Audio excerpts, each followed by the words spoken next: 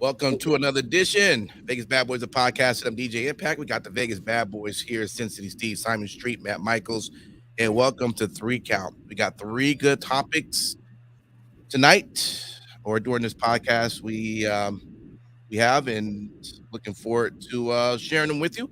If you're watching us live, put them in the comments.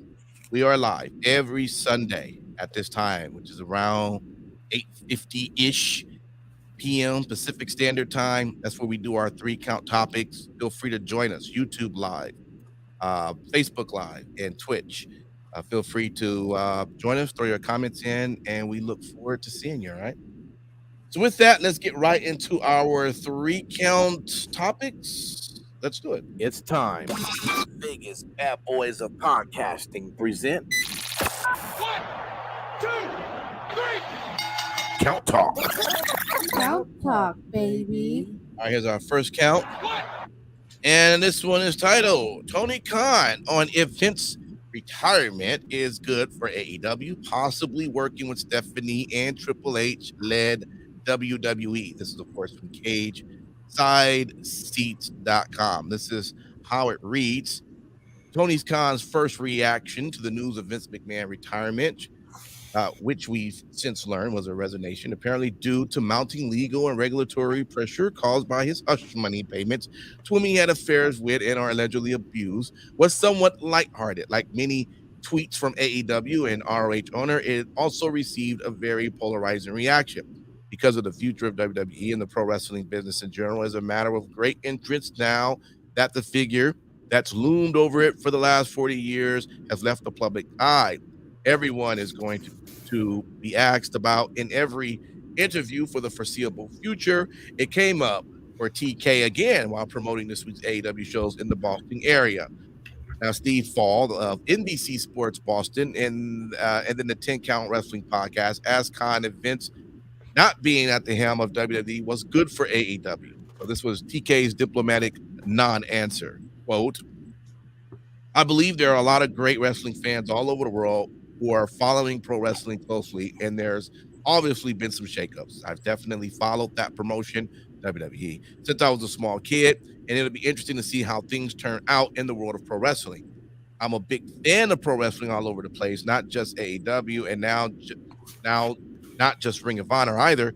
We work with New Japan Wrestling and a lot of our great companies all over the world. So we'll see what's to be held for the future for pro wrestling business, but I'm glad AEW and Ring of Honor are both a huge part of it, end quote. Now, give it another shot. Fall theorizes that the co-CEO Stephanie McMahon and the head of talent relation creative Triple H would be more open to a forbidden door like crossover event between AEW and WWE. Tony's not necessarily buying that premise, but he says he's open to the possibility. Quote, he says, I'm not sure if that's the case, but I will certainly be open to talk to pretty much any wrestling promotion in the world about how to work together and the circumstances are right. We've worked with, I would say, in terms in either securing footage or providing talent with probably a dozen companies around the world, including Ring of Honor, before I was the owner. End quote. So what's after the ellipses in each of these quotes is Khan plugging his shows, by the way. That's what promoters do, after all. But beyond being professional and public relations savvy, there's not too much to these answers. If you really read between the lines, it can be interesting that TK is keeping the focus on his own companies. But in the past, and even last Friday, he's taken almost any opportunity to poke the WWE bear. All right. Sin City Steve, this was your article. What's your take on it, man? So I think that this really kind of, puts a lot of that stuff right on out there. As soon as Vince resigned or retired, whatever kind of nomenclature that you want to use, a lot of people were like, "Oh my God, this is good. They might actually open the doors to working together again." Mm-hmm. Not so fast. I don't necessarily think that it's in WWE's best interest, and quite frankly, I don't think that there's enough goodwill from a lot of the people within AEW. Mm-hmm. I think that it's kind of putting the cart before the horse, to steal an old school saying, but we're getting carried away with this. And just because AEW has working relationships with obviously New Japan Pro Wrestling. They've had working relationship in the past with Impact. It really, it's more than anything, one needs to temper their expectations. And I think that the fact that Tony Khan, rather than attempting to, I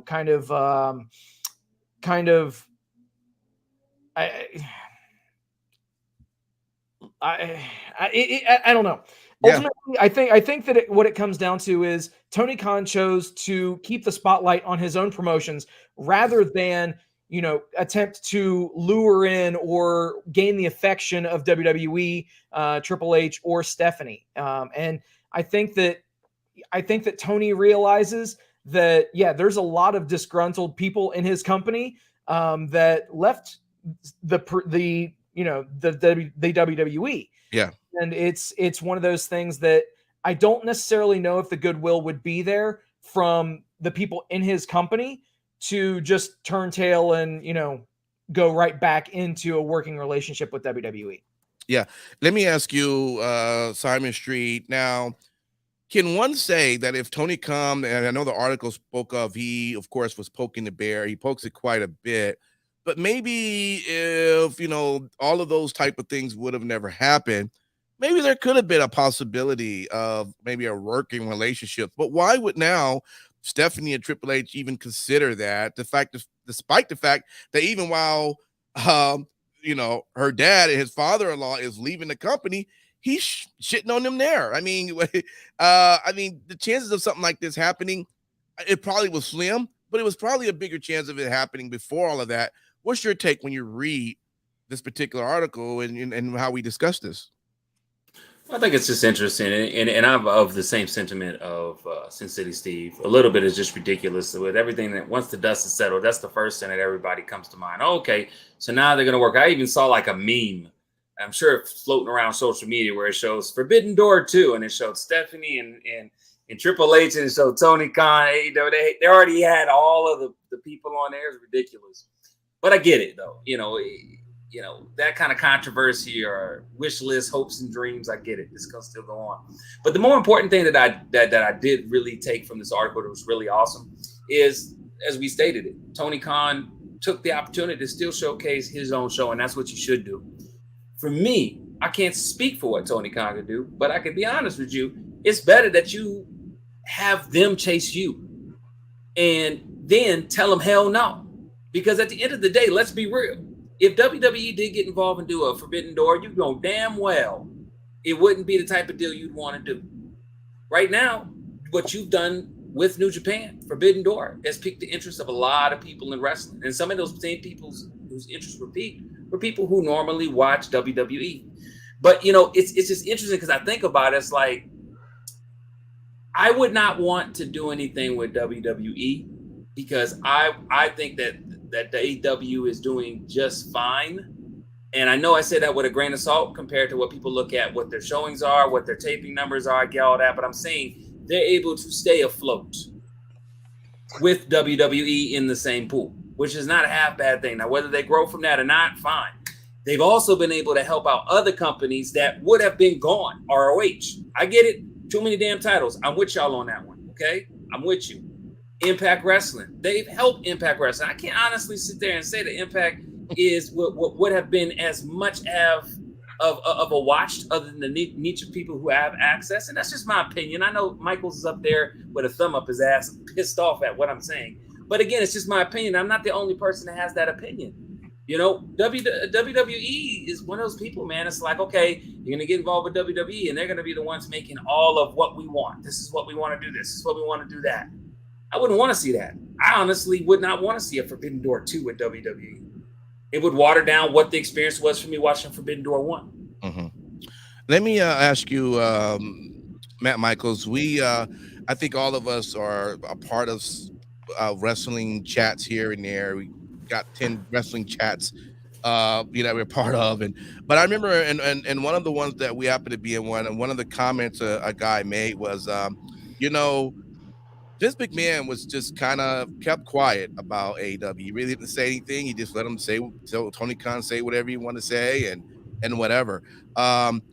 He said, I'm not sure if Stephanie and Vince McMahon, Stephanie and Triple H are going to stay that quiet. They may actually be total different, and they may go after them. Should that be something more of, while we're talking about this so-called maybe collaboration that people would want? Maybe there's a possibility that Steph and Triple H might just go and try to best bury him. I'm not saying it is, but what's your thoughts on this whole article in that question? Yeah, I don't. Why even consider them? They're not competition at this point.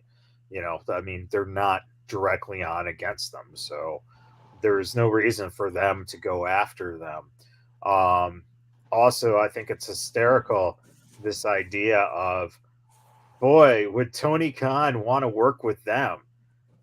No, they wouldn't want to work with him, because why fucking expose his product to millions and millions and millions and millions and millions of more people than actually fucking see the product as it is? So, no. Also, the other thing that complicates this shit, that this idiot and other fucking morons on the fucking internet don't take into consideration is, I'm sure Warner Brothers would be head over heels getting in bed with fucking Comcast.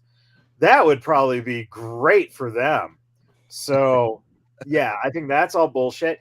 But one of the funniest things about this whole thing is, Tony Khan, when Vince said that he was retiring, made the stupid ass comment about him being the longest tenured CEO, blah, fucking blah, blah, blah. And then Triple H got announced as head of creative, and Tony shut the fuck up. Oh, yeah. Because it's coming from the inside. The people know all too well that Tony, now, he could have said anything about McMahon because of the fact that McMahon had a bad reputation with the guys. Right? People didn't want to be there because they didn't get a push, blah, blah, blah. And Triple H doesn't. And now if Tony goes and makes it seem like he's going after Triple H, you might have some of the guys who are working for him go, man, fuck that. I'm going back to the other guy because I like him, and I don't like what you're doing with that. So I think that's it. Pretty simple. Forbidden Door is such a fucking stupid thing. And honestly, don't be surprised if you're talking to AEW and WWE. Who fucking cares about that? What happens if WWE starts working with, I don't know, some of the companies that AEW was working with, and draws them away from AEW? It's always a smart move. That would be a smart move. And that's the whole thing. Without Vince being on creative and being, the CEO, there's more opportunities along those lines, because those products, for instance, Impact Wrestling did not benefit from their fucking Kenny Omega fucking jizz fest. Hey, we're just gonna fucking crap all over your product. And Hero-gasm. It's fucking stupid what they did with that. But if the WWE was to profile Impact Wrestling in some sense, like they did with ECW back almost 30 years ago, it's a higher profile by all means, because you're reaching way more people. And Japan becomes, it might not be New Japan. Also, remember, they might go a different route with All Japan. Japanese. Yeah. Mm-hmm. So, they got the money for it. Well, and there's another war right there, right? You want to talk about wars? Well, if AEW has New Japan, why don't they have All Japan? So, it's just a fucking sports reporter trying to grill Tony Khan. And what does Tony Khan do? He just talks about himself. So good for him. All right, y'all. We'll go right there into count number 2. And that one, 10 wrestlers who will be pushed more now that Vince is gone. This is from the sportster.com. And this is kind of how this reads a little bit. It just says that The world of professional wrestling is still in absolute shock after Vince McMahon announced his retirement for WWE and him permanently stepping down for the position of CEO, chairman, and head of creative, with Stephanie McMahon and Nick Khan now in the positions of co-CEOs, while the former is also the new chairwoman of the board. Now, a few days later, this was followed by even bigger news that Triple H will be assuming the role of head of talent relations in the company and also becoming the head of creative. And this has been extremely welcome news for fans, as the former world champion has proven to be the perfect booker from his tenure in NXT. Now, while there's obvious happiness among fans online, there surely will be plenty of talent smiling backstage too, with the hopes of getting pushed now that Vince McMahon and his dated standards are gone. With that, let's take a look at WWE wrestlers who we might see a change in their position on the card now, and there has been a regime change in Stanford. So I'm going to go through these names that is list, but what we want to look is, do we see anybody being pushed? Do we see anybody being re-signed? And even, do we see maybe someone that's not on this list, that should be on this list, that may be on there and getting pushed? So let's go with some of the names at the article. They named number 10, Ricochet, number 9, Shinsuke, number 8, Mustafa Ali, number 7, Butch, number 6, The Judgment Day, number 5, Shayna Baszler, number 4, Roderick Strong, number 3, Seth Rollins, number 2, Ciampa, and number 1, Kevin Owens. So people we see now being pushed, anyone we see maybe being re-signed, or maybe not on this list and getting a push. Matt Michaels, I know that this is your article, so I'm going to throw this to you, but just quickly, I'm just going to say, for me, definitely number 5, Shayna Baszler. Boy, can we let her loose? I want her. She should have been up there. Losing. She's been losing. Oh, not loose. I'm sorry. Oh, Jesus. Wow. Okay, Matt Michaels. Nobody's safe. Nobody's safe. What was your take, man, when you with your article here? It's funny that Shayna, I believe, is essentially Judgment Day has Rhea in it, but outside, so Shayna and Mustafa Ali are the only 2 women on the list. So that's kind of interesting that they only went with 2 women. Shayna, yeah, I could see her getting a little bit of a better creative aspect because of the fact that Vince wasn't too into Shayna. Ricochet and the problem with Ricochet is very simple. Same with Mustafa, even Pete Dunne, to be honest. These are all people who, Roderick Strong, same thing. It's all people who are 205 Live people. And 205 Live just didn't do anything, right? It didn't draw. No one fucking watched that show. So if you try pushing them against top people, yeah, you're going to lose in 13 seconds to Brock Lesnar, because you're not a WWE type of high profile talent, a top level person. I find it hysterical that they think that Rollins is right. Rollins also has the worst 6 months win-loss record in WWE as of June 2022. Who fucking cares? Like, does anyone sit here and go, God, you know who cares? This motherfucker who wrote the article and is betting on wrestling. So DraftKings has definitely had some influence on this shit.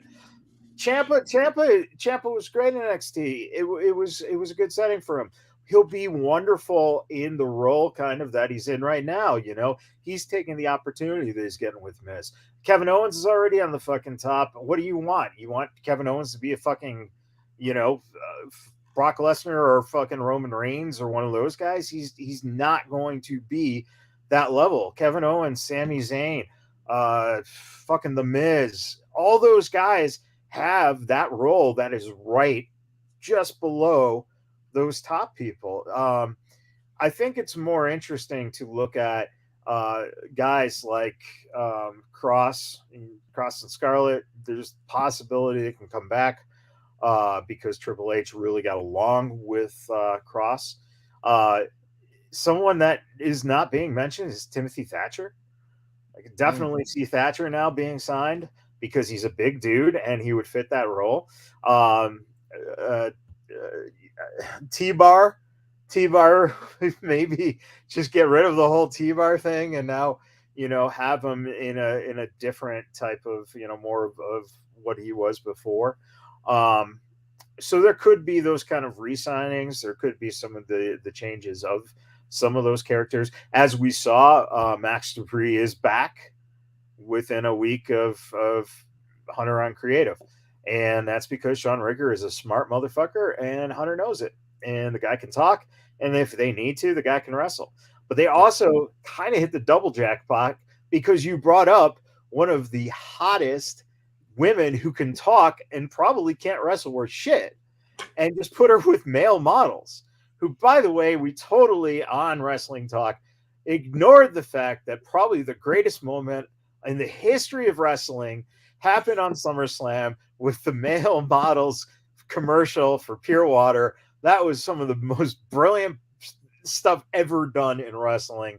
And personally, that's what they need to do more of. Just do tie-ins to marketing and make good characters they can have sell that shit.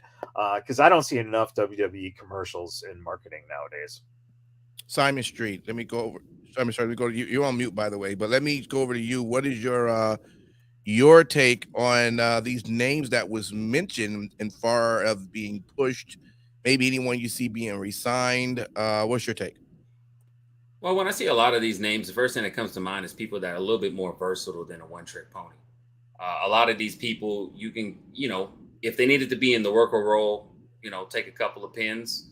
They have the capacity for the most part to be able to make matches look good. Let's just say if they bring up some people from NXT or just people in general, they want them to look good. I see that. It's interesting though, because, some of these, like you had mentioned, Impact, Shayna Baszler. I think Shayna Baszler is somebody that they want to let her loose, but I think it's a lot more complicated than just that. I think that the pool system does not benefit her letting loose. I think there's only maybe 2 or 3, maybe 4 people that she could, probably maybe get into it and it looked good. Some of the other ones, it just looks discombobulated. That's nothing towards her, I don't think. I just think that's just the way that the match is. I don't know. Definitely Kevin Owens on the top one. Like for me, I've been waiting for Kevin Owens to really just be that outstanding guy. I mean, there's not much you want from him. I mean, he's freaking amazing. We talk about Sami Zayn a lot on the show. We talk about, people with the capacity to have a really good match and to be able to talk great on the mic. I mean, Kevin Owens is up there. Definitely Shinsuke Nakamura is somebody I think they already have been putting work into, but I think that, and again, I'm not trying to be too bold to say this, but I do think with changes that have happened, I think you can see more of a commitment towards pushing him forward. I think that's the safe thing for me to say because I don't work there, so I don't know. But what does that mean? I see that's my what does that mean? I can tell you what that means. Yeah, I can be the difference than what other people may say. I think that with Shinsuke Nakamura, again, it's almost kind of like Shayna Baszler. They have some of their best matches when you have the perfect opponent for them. And I think that sometimes that has happened with Shinsuke Nakamura. Sometimes he's gotten into matches with people and it didn't really look as good as it could to where it showcased what kind of match he should be. And the only reason I preface that is because last week we were talking about something where with regards to Moxley and AEW, how if he's in certain types of match, it really acclimates to him, his style. You wouldn't typically, and it might have been 2 shows ago, you wouldn't typically see him in a technical wrestling match. It doesn't showcase his style. And that's no different from sometimes with the strong style competitors. You got to find somebody that's going to showcase some of that because that's what I mean by that is you already know what the top of your company is, right? And Shinsuke has already held, the Intercontinental belt. He's probably held the US belt. I think he held probably the Universal belt or whatever the fuck it was. So what I'm saying is, and what this is getting at, the same with Kevin Owens. So how can those guys be elevated more? How do you have, you don't have Shinsuke, if he goes in a feud with Brock Lesnar, Shinsuke goes back down in the card. It's as simple as that. Can I be honest with you on this one? This is something that's just really my strong opinion. I think that the way we view wrestling in a lot of these titles is starting to change. And it's not saying that the titles are inconsequential, because we know at the end of the day, they're just props, right? But I am saying at the end of the day, we're starting to see some people, particularly some of these on this list, they don't fucking need a title. And maybe it's just me in the way that I view wrestling product, that I don't see some people that technically need to be holding a title. Yes, I get for the most part, if you're holding a title, you get more TV time. I get it. But sometimes, like a Kevin Owens, he cannot have the damn title for a whole year, and I'm good. Same thing with Seth Rollins. Same thing with a lot of these other guys. You said Timothy Thatcher. If he came up to the main roster and they booked him just right, I'd be cool with him not really trying to chase the title. But again, that's just me. But I'm starting to see other people kind of do the same thing. I mean, we talk about Dolph Ziggler, right? Very decorated, right? But even in the last couple of months, I'm interested in seeing what the fuck's going on with him right now. And it's interesting. It makes me want to watch more. So I don't know. That's just my take on it. I got you. Let's go over to Cincy Steve, man. What's your take on this list? Any ones you would want to see added to it or anything like that? Without a doubt. So I think that a common thread with a lot of these names on this list are people that have been recipients of great pushes during time in NXT. You got to look. You got Ricochet, Nakamura, Pete Dunne. Individually, the people in Judgment Day, Damien Priest, Balor. Yeah, I mean, this list is a no shit. These people were featured very prominently previously. I could see most of these people have an increase to their exposure or to their placement on the card. But I really do want to hone in on the Judgment Day. This was a group that when it was first formed, I was pretty stoked. I was pretty eager to see what they would do with them. And then obviously things came out about the disagreements and creative with Edge not wanting it to be supernatural. And then he has supernatural vignettes upon his return after he was booted from the stable. Anyway, I think that, Rhea Ripley needs to be booked as an absolute killer in the women's division, and I think that she will be. Balor, let's call it what it is. He was a multi-time NXT champion and the first ever Universal champion. A lot of people seem to forget that because the second that, he had to forfeit the title because of injury, there you go, back to the end of the line with you. And then Damien Priest, a great talent. That is quite honestly on the wrong side of 35. So that's why he hasn't really been pushed extremely well. He was a United States champion. But again, I'm sure that his age didn't work in his benefit. But I could see Ripley holding a women's championship. I could see Balor holding one of the big titles. And I could see Damien Priest being elevating one of those Intercontinental or U.S. championships. And I think that this will be a very, very good move.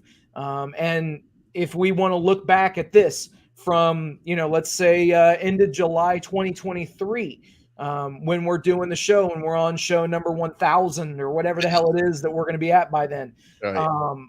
We'll be able to actually go back and take a look and see where all these people are at that time, as opposed to where they were when this article and others were created right around the time that Vince resigned. It's going to be interesting. It is. Amen to that. All right, let's go right into our count three. And this one is titled WWE reportedly keen on bringing back huge released superstars with Vince McMahon out of the picture. This is from Sportskeeda. And this one is taking more of a look at Sasha and Naomi. All right. So it reads like this: that since Vince McMahon stepped down as CEO and creative of WWE, his exit has led to some major changes in the company. Now, WWE is now reportedly interested in bringing back Sasha Banks, who was seemingly on the outs with the company under Vince McMahon regime. Stephanie McMahon and Nick Khan have become the company's co-CEOs, while Triple H is taking over the creative department. And Sasha Banks is allegedly released by the company after she was suspended without pay due to her and Naomi's walkout on an episode of Raw. Now, Dave Meltzer of the Wrestling Observer newsletter stated that WWE is interested in bringing back the former SmackDown Women's Champion now that McMahon is no longer in charge. Banks and Naomi allegedly left due to creative differences. Quote, the former Sasha Banks, Mercedes Varnado, is charging $30,000 per appearance on the outside market. There is interest in getting her back with Vince out of the picture, wrote Meltzer. Now, Banks was one of the WWE's biggest female superstars. She's a former Raw and SmackDown Women's Champion, and has also held the Women's Tag Team Champion more than once. And it was reported that she wasn't happy when Vince McMahon planned direction for her. The May 16th incident wasn't the first time she had walked down the company due to a disagreement. Many at the time felt that she had overreacted, while others felt she and Naomi were justified in taking a stand for themselves. WWE legend Booker T had said he didn't think their exit had much to do with McMahon specifically. Quote, is it going to change the equation as far as them getting back? I don't know, because they're, again, both talented, but one thing about the business, since they left, the show still comes on every week, and I don't think that was just Vince. I think they were hot at a situation, end quote. Now, the report stated that there is interest in bringing Sasha Banks back. It is unclear whether the mindset applies to Naomi. All right, Simon Street, this is your article. What is your take on this? I think it was interesting because I knew it was going to happen eventually. Even a couple of weeks back, I was very, very for, knowing that Vince McMahon was going to be gone. I've been very, very, very straightforward with that. And I knew that for sure, if that went down and he was gone, I know that it was going to come down the pipeline for a whole bunch of people to watch. I think Sasha's going to be back. Now, I'm a Sasha fan, but I'm realistic. I think there's a lot of enough moving pieces right now to where I think that they want to have Sasha come back. They want to have Naomi come back. I think that they are pursuing that, but I don't think it's a situation where they're going to bend over, Circus Soleil pretzel style to make it happen. They're going to put an offer on the table or something like that, maybe hear them out, maybe discuss some things. And if they get it back, great. If they're not, as what was stated by this person, is that, the show still goes on. So I'm going to preface that now, because a lot of people might think opposite of that. Other things in here too are just different people that, and I read this not just for the Sasha Banks, but other people just premising. We kind of talked about in the last account is people who were released that could come back to be good for the company. I know one name that floats around all the time that we're probably going to start seeing more articles is Bray Wyatt. Does he want to come back? Is that something that's been entertained? Is that something that's been offered? Is even not even a conversation? And into what capacity would he come back? I'm sure he would come back as the Fiend. I'm sure they even talked about this well before the scandal and other stuff went down and changes in the guard recently. They talked about Bray. So that's interesting. I picked this article because I did want to make sure that Sasha Banks is, for the most part, somebody that brings eyes to the product. Is she the only one that brings eyes to the product? Is she the queen that sits above the throne? No. But is she definitely somebody you could bring in and you definitely bring eyes to the product? Do I think that, for whatever she's going to do in her personal history, she ain't really hurting for the money. Yeah, she put $30,000 for, I think it was what was that event she was doing? C1, something like that. It was something with a couple C's in it. But I think that she was just doing that just to do it. I mean, she's somebody you're going to see whether she's with WWE or not is going to be doing a lot more. And for anybody, WWE has always been smart. Okay, let's make sure we put our hand on the pulse of anybody that's doing something outside the ring. One of the big reasons why Liv Morgan is SmackDown Women's Champion, because she's going to be part of the cast of Killer 4, which is going to be an upcoming pretty decent movie. So, again, it's nothing new for us, guys. We've been watching the product for years, and they do that all the time. So, again, to Michaels, the boss will eventually probably come back, and I think it is somebody that they may want to. I would like to see Naomi as well, because when we talked about that list from the last article, she's one of those ones that would be good. She's somebody you can't put in a match, and things look better, for the most part. So why not? Hey, let me ask you, Sin City Steve. I mean, we definitely was concentrating on Sasha here, but the article ended by saying, well, there's not really a lot of talk about Naomi. Do you think that if they are in talks or are in talks with bringing back Sasha, that they would have to talk to bring back Naomi, or not really? You think maybe there's just no chance for her? What's your So here's the thoughts? thing is I don't know if the two are a package deal, like, you know, you won't get one without the other or anything Mhm. like that. But the fact is, if they are smart and, you know, if they have enough business acumen, if they have the proper level of perspicacity, if you will, then they will know what's best for business. And just look at the online fervor since both of those ladies Mhm. walked out. You know, you've got a definite corner of the WWE universe that has sprung up and taken to arms, and they're willing to die on that shield. You know what I mean? They're willing to, you know, to stand Sasha and Naomi until the end, no matter what. So yeah, I think that those calls are being made. Now, realistically speaking, is Sasha coming back? Well, I don't know if she has to. Quite frankly, I think that her next stop is Hollywood. I don't think that she has to take bumps for a living anymore. Mhm. I think that she'll be just fine, you know, acting and doing other things, if you will. I think Naomi, she is definitely an asset to any women's division, whether it's Raw, SmackDown, hell, AEW, wherever it is.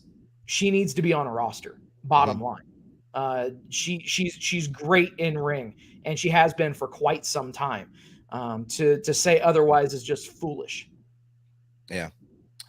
Matt Michaels, what is your take, man? I know when they went in there and was released, you was like, fuck them. I mean, they're done.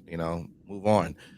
Is that still your your take now, or do you look at the article and say, hey, they look like maybe two of the co-CEOs are interested in bringing at least one of them back? What's your take? Okay, first of all, this article has no information at all that that's a thing at all. Right. This person's just speculating. So, Well, I think they were going off of what they said Dave Meltzer alluded to. You know how that is. oh geez, oh my God, oh Santa Claus and his naughty and nice list. You know, Mister, Yeah. I'm not a real fucking journalist anyway, so whatever. No, they walked out. Why Mhm. the fuck did?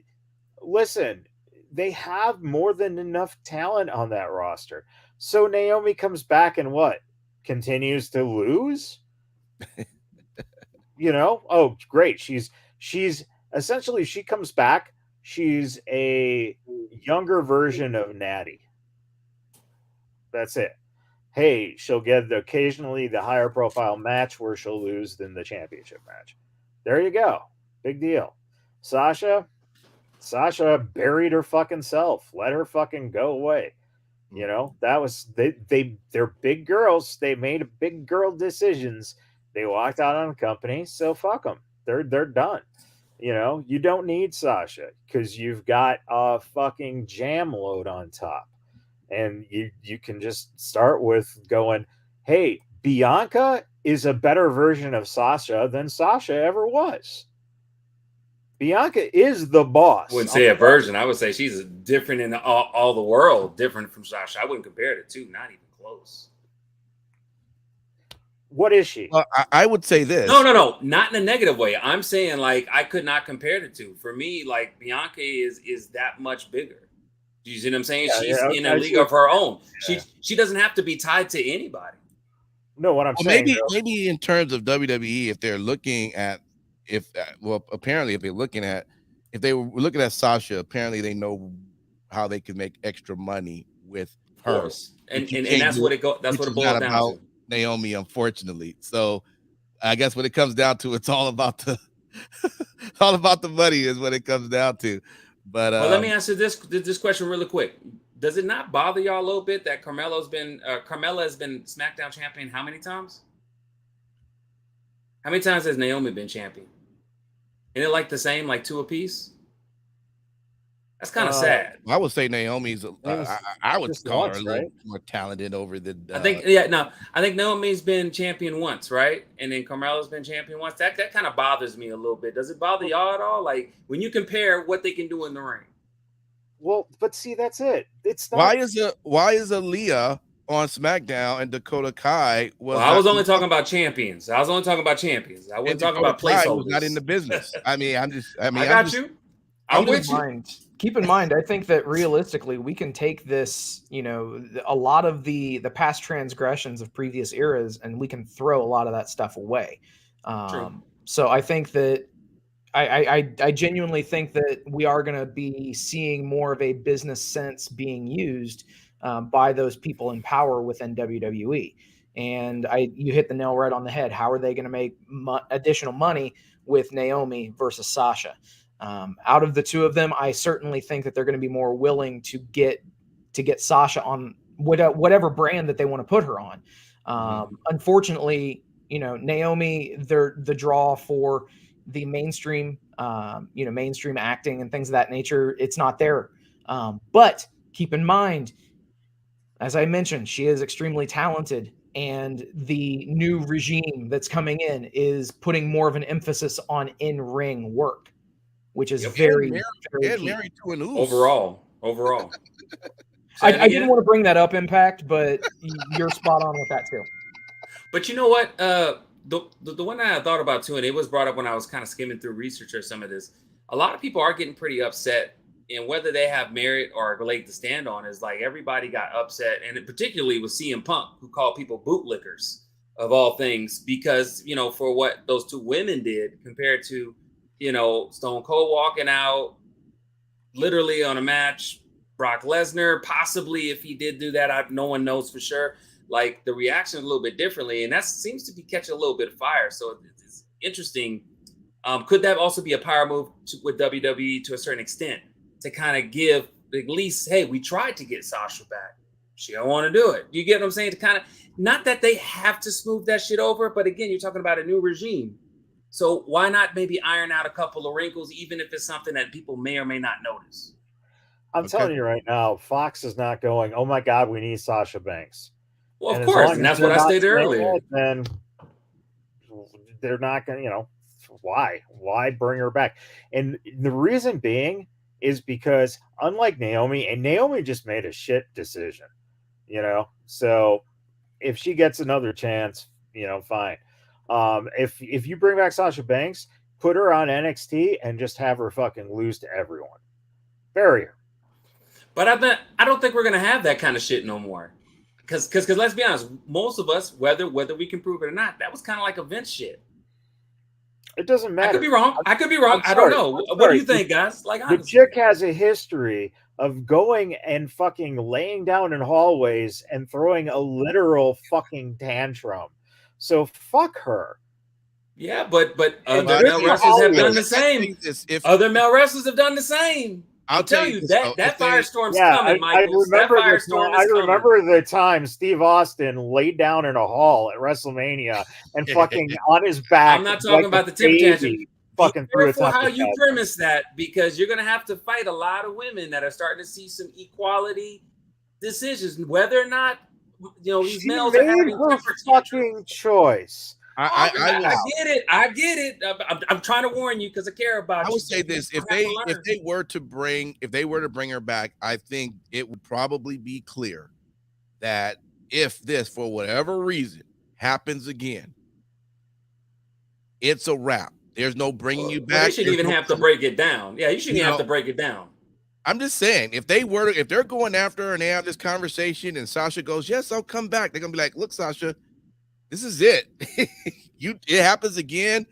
There is no coming back. I mean, that's it." I feel that conversation will be had if all of this conversation is going forward. Because she's a draw, but she ain't the draw. But your one difference too in these comparisons to the males is that I don't remember Stone Cold Steve Austin or Brock Lesnar saying, "Release me from my contract."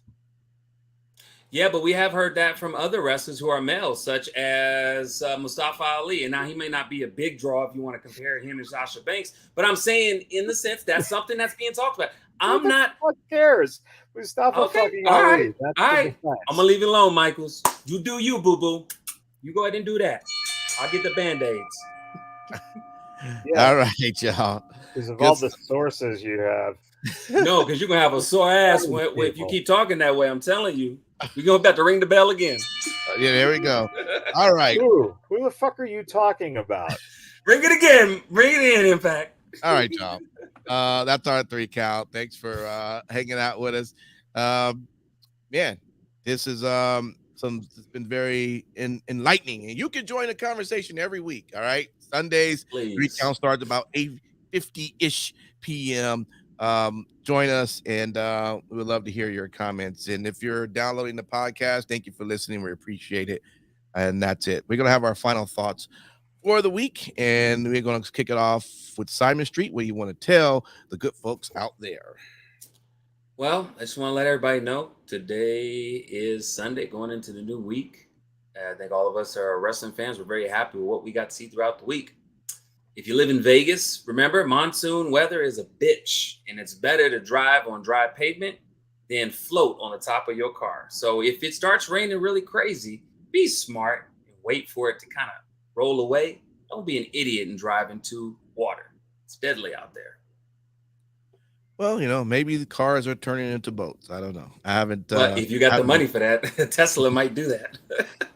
Sin City, what do you want to tell the folks? Yes, always remember that, remember the rain will just roll away. Anyway, thank you guys for hanging out with us tonight. Thank you for liking, sharing, subscribing, doing all the stuff that you guys do every week. We appreciate each and every one of you. Thank you. Special shout out to all the brave men and women serving this great country, whether you're on lands foreign or domestic. Thank you for doing what you do so that we can do what we love to do. And last but not least, repsports.com, reppsports.com. Go there for all of your pre-workout, weight loss, and general energy needs. Again, that's repsports.com. Use promo code Vegas at checkout and save yourself 15%. Awesome. Mr. Matt Michaels. It's too long. Fucking cut it. End it. Jesus Christ. We've been at this for 15 minutes. Cut it. Jesus. All right, John. Until then, we'll see you next week. Happy wrestling to you all. Take care.